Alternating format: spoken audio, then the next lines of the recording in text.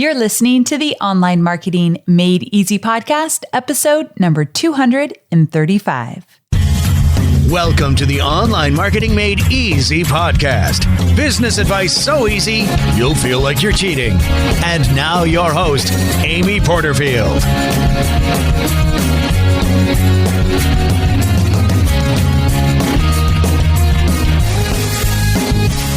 Hi there, Amy Porterfield here, and welcome to another episode of the Online Marketing Made Easy podcast. Today's episode is all about defining your ideal customer avatar. You've got to know who you're talking to, who you're creating all this content for, and who you are selling to. You want to know this person inside and out, their wants, their needs, their challenges, their struggles, their loves, their hates. You want to know them intimately. How do you do that? Well, we're going to talk about it today. But before we get there, I want to spotlight one of my listeners. This is Miriam Schulman's review on iTunes, and I want to give Miriam a big shout out. Thank you for the kind words. Here's what she said. Listening to Amy's podcast is the best investment of my time. Every week, she gives actionable tips that I implement into my business, and they have really helped me level up. My business was completely struggling before I found Amy's programs a few years ago, and I am forever grateful and a super fan. Miriam, I am forever grateful for you tuning in and being a loyal listener, and I'm a sucker for a good action taker. So thank you so much for not only listening, but taking action and getting things done. I just love to hear that. If you would like to leave a review and possibly be a spotlight on the podcast, you can do so on iTunes or anywhere you listen to this podcast. I would love to hear your feedback. Okay, so let me ask you a question. You know that moment when you find a product or a service or a program or even a person that you know is literally going to change your life? It could be a specific training program to help you with your business, or it could be as simple as a really good pair of Lululemon yoga pants that make your butt look better than you ever thought it could look. Or it could be a life coach that you know is just going to help you make some amazing transformations. Can you remember the last time that you found something that you knew was just what you needed? For me, recently, it was finding an amazing online training program that felt like the answers to my prayers for a new direction I am going in my business. To give you a hint, I am creating a brand new membership experience, and this training was everything I needed. I'll get to that a little bit later. Here's the deal. You and I as business owners, we want to create the type of experience for our ideal customer avatar where they actually say, this was exactly what I needed. Even better, we want them to say, did you read my mind? How did you know this is what I wanted and needed in this very moment? Now, in order for this to happen, we need to intimately understand our ideal customer avatar, their fears and aspirations and what they're thinking and what they're needing. So today's episode is all about learning how to define your ICA so that you can create, market, and sell exactly what they need and want most. Now, by the way, this episode is the first in a 3-part mini-series called Creating Compelling Content. And in order to create compelling content, you must first know who your ideal customer avatar is and what compels them. So we're going to get into all of this. I cannot wait to share this mini-series with you. This is a solo show. The next 2 are with guests that know a thing or two about creating compelling content. I think you're going to love this mini-series.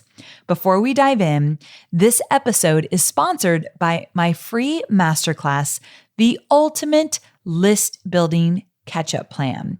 I wanted to encourage you to sign up for my free masterclass all about list building, because once you understand how to create compelling content, you will be able to list build with such ease and really enjoy the process, because I know list building can be a pain for some entrepreneurs. I want to take that struggle away So first, I'm going to teach you how to create compelling content, but next, you really need to understand what it takes to build a list building foundation in your business. And that's precisely what I do in my free masterclass. So go to amyporterfield.com/list building, amyporterfield.com/list building, and you can sign up for your free spot and start your list building foundation. Okay. So let's go ahead and jump into part 1 of our 3-part mini-series all about creating compelling content. And specifically, let's talk about defining your ideal customer avatar. Okay, so just so we are all on the same page, let's get a definition out of the way. An ideal customer avatar represents your perfect customer. This one single person is the potential customer who wants and needs your content, your product, or your services. And to add a little to that, you also love working with this person as well. They need you, you love working with them. The first thing you may be wondering is why it's only one person. There are billions of people in this world, and tons of people need what you're selling.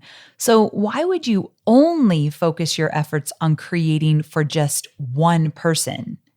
Well, the answer to that is because by focusing your efforts on this one single person, you are not limiting your reach. You are actually helping yourself to be laser focused in what your ideal customer wants and needs. And believe me, this focus will pay off tenfold.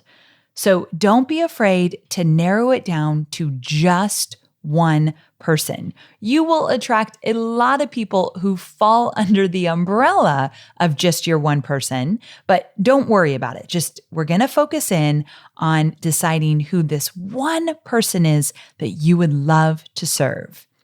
Now, if you are not clear on who your ideal customer avatar is, your message will be 1, unclear, 2, totally diluted, and 3, lacking relevance. So you know the saying that when you try to attract everyone, you're going to attract no one. And so if you try to have a general avatar, again, unclear, totally diluted message. So get laser focused. Now, you and I both know there is a lot of noise online, and without laser focus with your messaging and with your offers, you're likely going to get lost in the sea of voices. When you're general, you're just kind of boring. When you're laser focused, you actually stand out to the people that will resonate with you most. So if the first question is, why just one person? And we've talked about that. The second question you're probably asking is, how am I supposed to truly know what my ideal customer avatar needs and wants? I hear this question a lot. So you must put yourself in their shoes. And when you do this, you'll understand immediately what they like, what they don't like, what their aspirations are, and most importantly, what their fears are. When you know all this about them, you're able to serve them best because the content and the products and the services that you create will be a solution to their needs and their wants. And they'll actually pay for it because you know how to get them results or how to get them the transformation that they're looking for.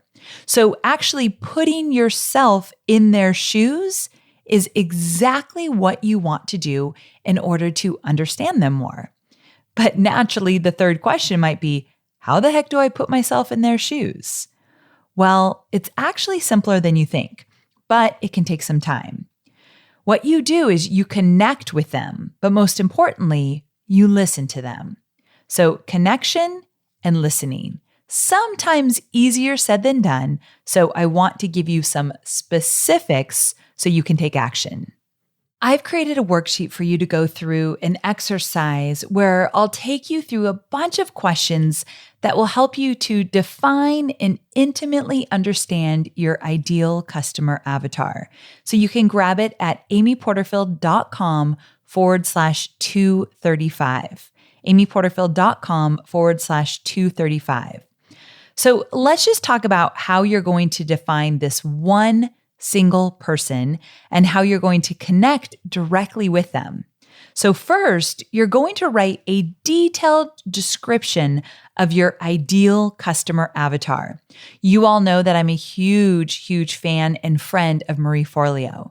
I think she teaches ideal customer avatar better than anyone I know, and so much of what I've learned about the ICA is through Marie. But I've also learned about how to really hone in on who this person is from a few of my mentors. So I've taken things from what Marie has taught me and a few of my mentors and even stuff I learned at Tony Robbins. And I put it all together in order to help you to really define who your ICA is. So I just wanted to give a shout out to where I kind of first learned all of this, probably more so than anything, Marie and Tony.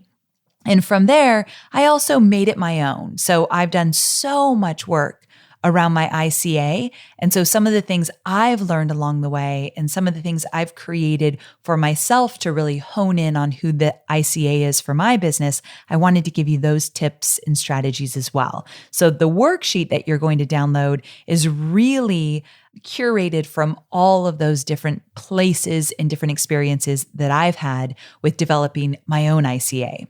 Okay, so getting back, first you're going to write a detailed description of your ideal customer avatar. I want you to really dive in when you write his or her description. You will most likely be making this person up. I know that seems weird, but just stay with me here. Or you may already have a raving customer who is your ideal avatar. If that's the case, then describe them in detail. So when I was first starting out, I made somebody up. And here's the truth. A lot of the times when we are creating our ICA, we actually are talking about ourselves. We tend to be our ICA, or maybe we used to be our ICA. So when I was first starting out, my first ICA, her name was Carrie with a K. I'm not sure why I spelled it that way. I guess I was being creative. And Carrie was really me about 2 years ago from the time I was writing it. So it was someone just starting out in online marketing. She came from corporate. She had a few kids. Like she basically was some version of me. And so that's how I was able to develop my first ICA. Now, I think that's fine. But as you become more sophisticated in really defining your ICA, I would love for you to think of past clients you've worked with and who did you really love working with and who have you been able to get amazing results for? Think about that one person and let them guide you as your ICA. Because I think stepping outside of yourself and looking at somebody else that you've served and helped and supported and you've loved working with them. Remember, your ICA is somebody that you know what they need and what they want, and you know you can serve them, but you also love working with that type of person as well. So think about some past clients if you can, that's kind of taking this to a whole other level. But either way, describe your ICA in detail. Get in there and complete the avatar description exercise, which you'll get in the worksheet once you download it. You'll be answering questions like, what do they look like? How old are they? What books do they read? Where do they hang out online?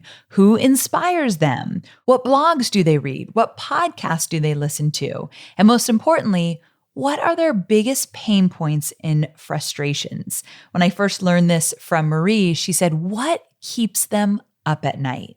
That's always a great question. So really dig in.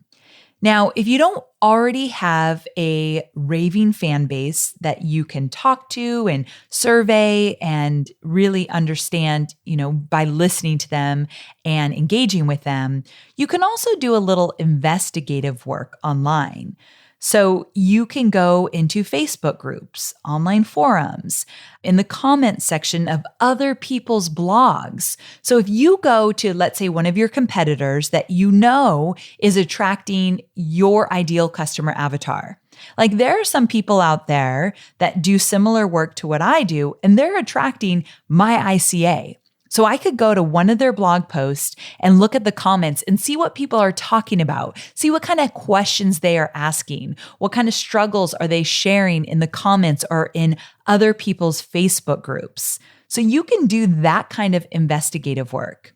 So I recommend going to a blog of a couple people who are very successful in your field and learn from their audience. I always say there's more than enough to go around. So don't just think that just because someone else is also serving your ideal customer avatar, that they've got the only corner on the market.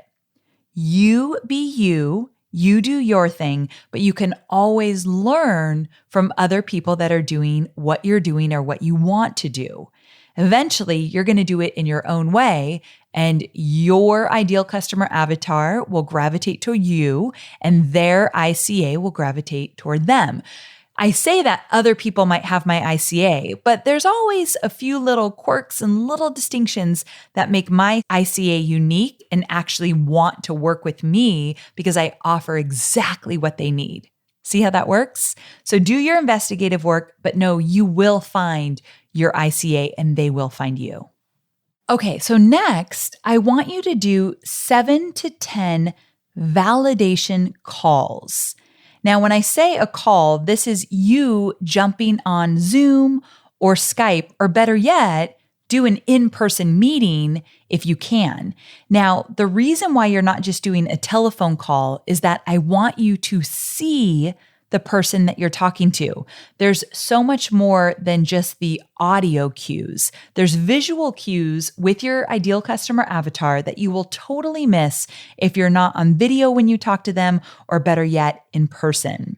Now, the goal is to ask questions that will help you to validate your product or your service offering by truly understanding what your ideal customer avatar wants, what they need, what they've tried before in the past, what they're hoping to do in the future, and of course, really understanding their pain points. So I'm sure you have a few people in mind that you think, I would love to work with this person.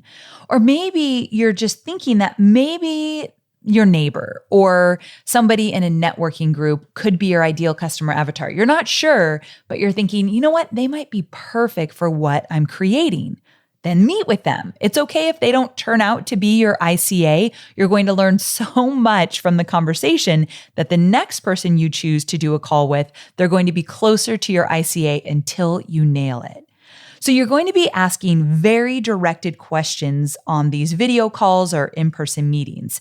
And it's critical that you remember to listen more than you talk. The words your ideal customer avatar uses to answer your questions are like gold for your future copy, for your emails and sales pages and webinars and all that good stuff. So if they give you their permission, definitely record the call. You're going to want to go back, take notes, and really probably just transcribe everything and pull out phrases that they're using and words that they use because you're going to hold on to that for your copy. Now, some of you listening may decide to skip over these validation calls because you just know that you've totally created something so awesome and all kinds of people are going to want to buy it. You just know it. Now, I don't mean to burst your bubble, but I'm going to give you a little tough love here. What you think is amazing may not be something that your ideal customer avatar actually wants and needs. You've got to remember that I've been doing this for a long time. And somebody will walk up to me at an event and they'll say, I've got this great idea. Here's the course I'm creating. I help people create online courses. So that's tends to be the conversation we have around whatever it is they're creating. And I listen to what they're creating and I ask them, okay, so what does your ICA say about this idea? You know, have they given you feedback? Have you asked questions about it? And they typically look at me with a blank face. And I get it, no judgment. It's actually not tons of fun to do ICA calls because it's a little uncomfortable. Now, actually, I'm projecting that. I'm an introvert. I don't necessarily always feel comfortable putting myself out there like that. So they're not comfortable to me. You might be totally relaxed doing them. More power to you. I don't care if you're relaxed or uncomfortable. You've got to do them. Do not move forward with an idea without first spending time on your ICA. You can then validate your idea with your ICA, but you first have to understand who your ICA is and make sure of their wants and their needs. The second level to this is that once you come up with a really great, let's say, course idea, you'll go back to your ICA now that you know who they are and you really understand them, and you put the idea in front of them and you get their feedback from there, which is really cool. So in the worksheet I'm going to give you some ideas around questions to ask them so you first understand them, and then you can take it to a new level and put your idea in front of them and see what they have to say. You see how there's two layers to this? First, you understand your ICA, then you could ask them questions about a product you're creating and get their feedback. Because here's the deal. If you just ask a random person about their feedback about a program you're creating, they could give you feedback that means nothing to you because they're not the right person to even buy what you're selling. So you need to first make sure you nail down your ICA before you validate an idea with your ICA. You get it? Okay, I feel like I'm beating a dead horse here. We are moving on. So your homework is to head over to amyporterfield.com/235 and complete the Defining Your Ideal Customer Avatar worksheet. Now, allow yourself an hour or two in the next 24 hours to work on defining your ICA and answering all the questions. Do your very best. Remember, Brooke Castillo, you can do B- work, but you sit down with your goal to produce some results. Answer all the questions to the best of your ability, but they do not need to be perfect. For some, this will be a process that you'll be working through in the coming days, but at some point, you just have to take the leap that you've done your work and you're moving forward. I am constantly refining my ICA as I create new programs and new products. That's another thing you might be thinking. Well, Amy, what if I have two different programs and they're different ICAs? Totally fine. I have the same thing. This membership site that I'm creating, which I'll tell you about later on in some coming podcasts, but this membership experience is not for my newbie ICA. I have a lot of newbies in their first year of business. They haven't yet finished their course or launched anything. They would not be my ICA for my brand new membership experience. The membership experience is for those who have gone through my programs and they're looking to up level and they want to take their promotions and launches and webinars to a totally new level. They're looking to make more money and a bigger impact. So I have two different ICAs. And when I launch that membership site, I've got to get really clear on that ICA before I create even one lick of copy for my sales page or for my webinar or anything like that. So you can have more than one ICA, but work on one at a time. So once you do your worksheet that you're going to download, I want you to do the actual homework in the next 24 hours. Then I want you to schedule 7 to 10 validation calls, and I want you to do those over the next 2 weeks. Plan this stuff in your calendar or you will never do it.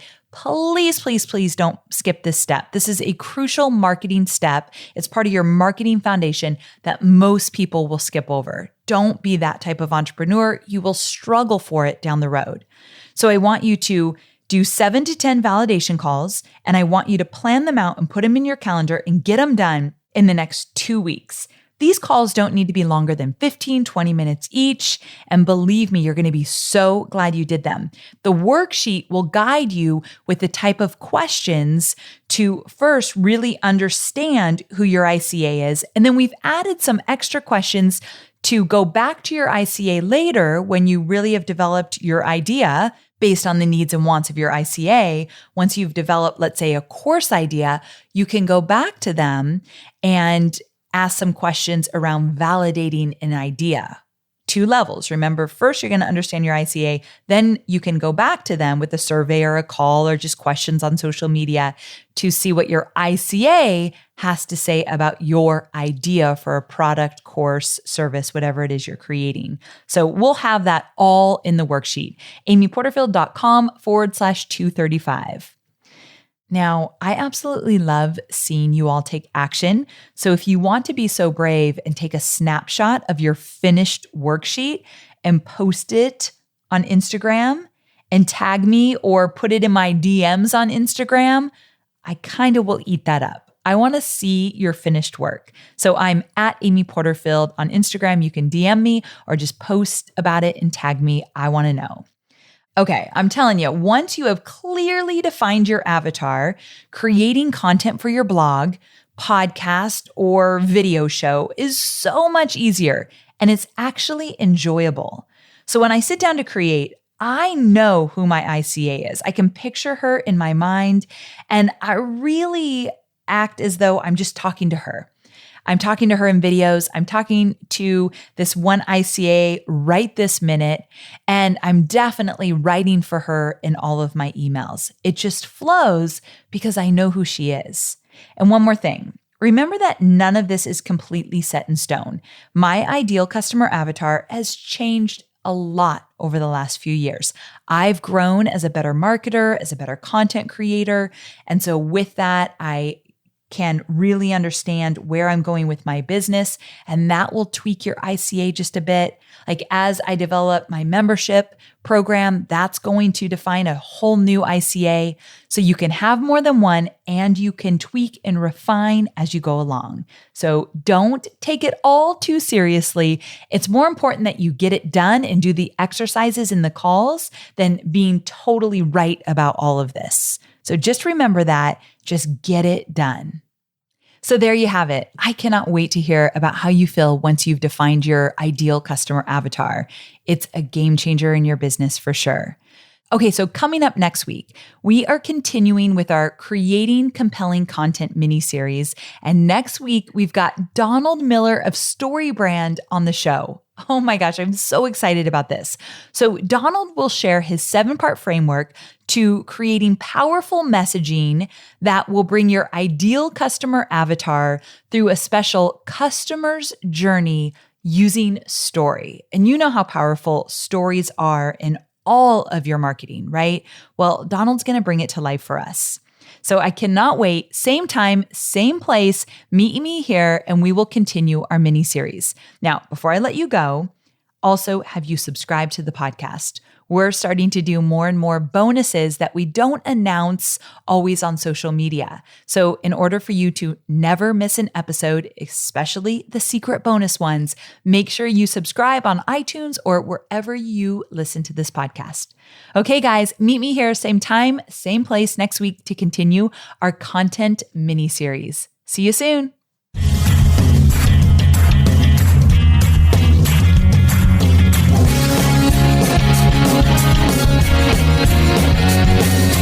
Thanks for listening to the Online Marketing Made Easy podcast at www.amyporterfield.com.